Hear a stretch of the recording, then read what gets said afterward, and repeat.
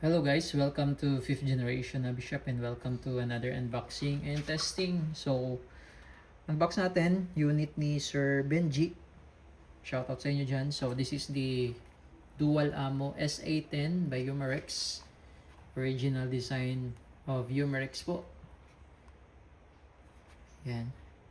CO2 powered dual ammo. Ayan, semi-auto, air pistol, BBs or pellets. So, ibig sabihin, pwede ang bala ay BBs, pwede ring pellets. Ayan. So, this is Umarex Cobra Gen 2, 7.56 grains, pointed, caliber 177. Again, ulitin ko po, pwede siyang bulitas, pwede rin siyang pellets.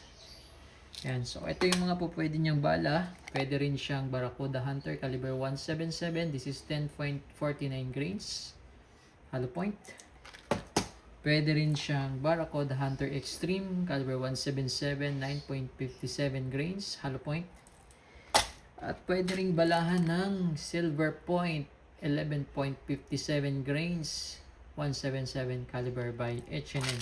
So, yun yung po pwedeng bala sa kanya. Aside sa steel ball. So, steel ball kasi standard lang yung 4.5mm steel ball. You can use the silver coated.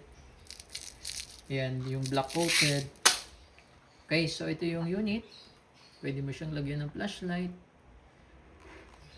Gold plated fixed barrel with extended. Tapos, Castifold grip, fixed front and rear sight. This is single and double action. Ito yung kanyang magazine. Rotary mag. So, ganito lang paglo-load ng bala. So, this is the steel ball. Ito yung rotary para sa steel ball. Itong tatlong to ay para dito sa pellets. Okay? So, wag nyo pong pagpalitin yan. So, paglo-load ng steel ball sa rotary, kahit di nyo natanggalin to, wag nyo tatanggalin yan. Pag tinanggal mo yan, natatanggal to eh. Tinanggal mo to at dito ka maglo-load, possible malaglag yung BBs. So, para hindi siya malaglag, lagay mo lang siyang ganyan. May ikot kasi to yung rotary.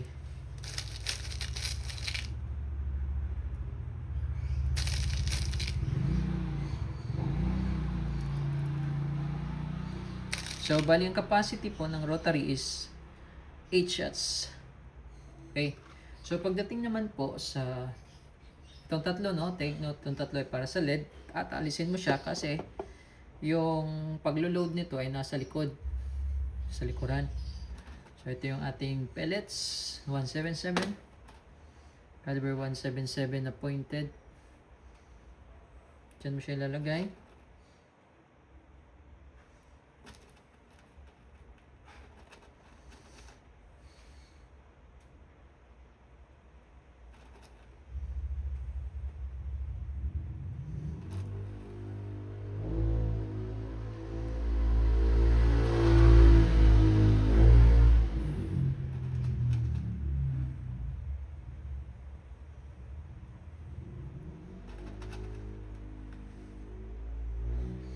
Ayan. So, walo siya. Then, load mo lang siya dito. Ayan. Okay. So, itong tatlo ay para sa pellets. Ngayon, maglo-load tayo ng CO2. Si CO2 powered siya. Good for 60 shots more or less yung isang tangke.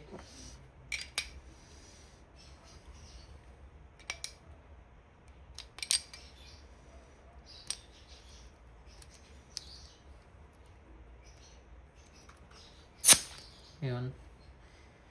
Okay. So, yan yung kanyang magazine. Pag nilo-load mo siya pa ganyan, para hindi malaglag yung rotary. Tapos, meron siyang safety dito pala. So, ito yung safe niya. Forward mo lang. Pag sa safe, forward. Siya, naka-safe siya ngayon.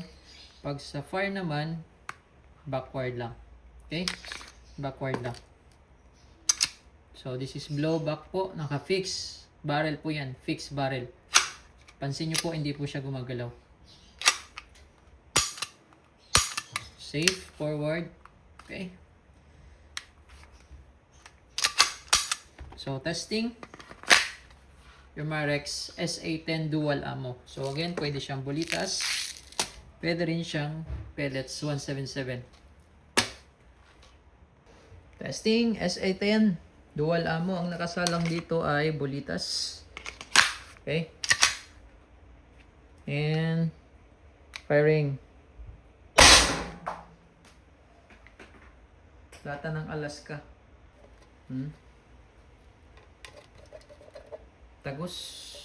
Tagusan talaga, oh. Okay, ubusin natin yung 8.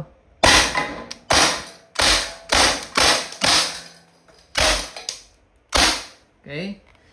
Then, hindi siya nag-open slide kasi nga rotary mag siya. Salang natin yung pellets.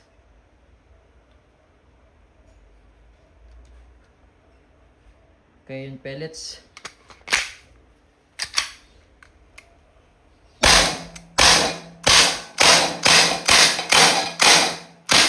Okay, so wala na siyang bala. Yan, pero may CO2 pa po yan. Good for 60 shots more or less. Tingnan natin yung target. Oh. Butas. Yan. Malakas. SA10.